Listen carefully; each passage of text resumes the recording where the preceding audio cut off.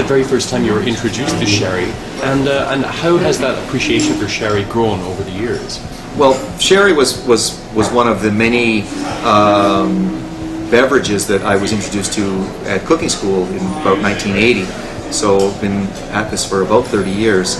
However, my appreciation crystallized on sherry when we were doing, in the last couple of years of Avalon, we were doing what we call an adventure menu, where we would do a 10-course menu defined by cooking technique, going from raw to often braised or that sort of thing. And so when we did wine pairings for that, or beverage pairings if you will,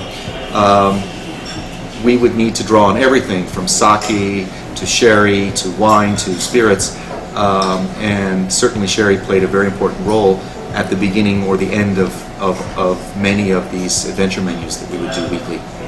And where do you see sherry fitting into a meal? Do you see it to be paired with each course? Do you see it at the beginning, at the end of a meal, or do you think it has various slots there? Well, I think it fits.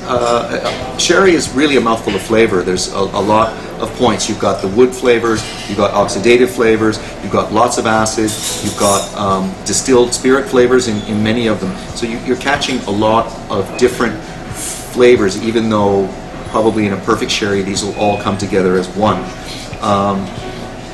But I think that they fit either as a palate opener or as something to finish with.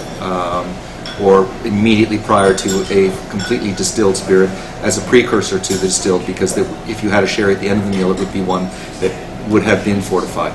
If one were to pair with, say, a Fino or a Manzanilla style, what would you imagine would be the best thing to sit with that? Well, there are a lot of styles of Fino or Manzanilla that you might come across. The classic Manzanilla is shellfish, and I find chilled shellfish. So it really would be an appetizer or a tapas, like a snack. The Finos can go a fair range in terms of flavors, and because of all their flavors within the Fino, you can go from olives to hamon, to different kinds of charcuterie, to croquettes, to deep fried food. You can really go in a lot of directions. Fino sherry is probably the most versatile sherry that there is, I would say. The uses of Fino sherry are pretty much infinite. I recommend always that it's a very civilized way of starting a meal with a glass of Fino, because you could be, for example, going out for dinner with friends, and you're there, you find yourself arriving early at the restaurant. You know, nothing better than having a glass of Fino sherry at the bar. The characteristics of the product, which is very dry, sleek, clean, good acidity, is going to pretty much get your taste buds going and get you ready for the meal. So you can enjoy a glass of Fino at the bar with some olives or some nuts, and then why not take the glass to the table with you and continue the first part of your meal with Fino. It's a type of wine that will go very well with seafood, any type of seafood, oysters, shrimps, lobsters, things like that will pair very, very well. But also some things that are usually hard to pair, some types of vegetables like artichokes, asparagus, that also goes very well with Fino. And if you're there and you want a lighter food and you want to start your dinner with a salad, sometimes if the vinaigrette or the dressing that they're using is quite acidic, that's probably going to ruin any other style of wine. But Fino, because it's fortified, is going to withstand the acidity of a vinaigrette or a lemon dressing or something like that. So it's a great way. It's a great way of bringing Fino to the table. And where do you see other types of sherry, such as Amontillado, Oloroso, and the like? Where do you see them sitting, and where do you think their perfect place would be at the table? Well, we had the other night at a special event. We had a fantastic Amontillado from. Incidentally, Amontillado means in the style from Montilla. That's what Amontillado means. So we had a Amontillado from Montilla the other night with a classic combination of a consommé. This consommé, in fact, was an onion consommé, so it had an extra sweetness, and this Amontillado was considered a dry Amontillado, but there was a little bit of sweetness I found in that sherry. So that worked very well there.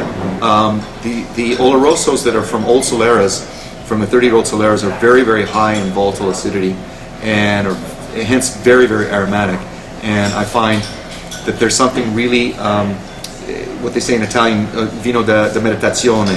They're really wines to sit and chat and contemplate over, maybe with a few nibbles of a few nuts and maybe a little bit of cheese, but where the sherry takes more of a role rather than a symbiotic pairing of food and wine. And finally, Pedro Ximénez, where do you see that fitting in? Well, Pedro Ximénez is the ultimate dessert wine. Pedro Ximénez is made from, that same grape variety, the Pedro Ximénez grapes, also referred to as PX.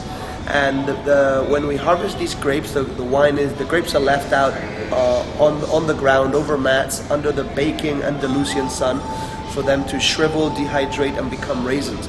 Then we press these raisins and we obtain very little juice from them, but very sweet. That is vinified, made into wine, fortified, and aged. So we get the ultimate dessert wine. When you think of Pedro Ximénez, you have to think of the sweet wines of the world. You have to think of Tokais, Sauternes, Auslaces, ice wines.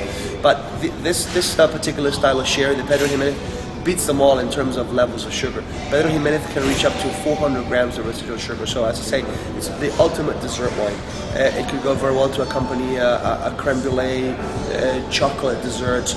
But I always like to compensate a little bit of for the lack of acidity of these wines.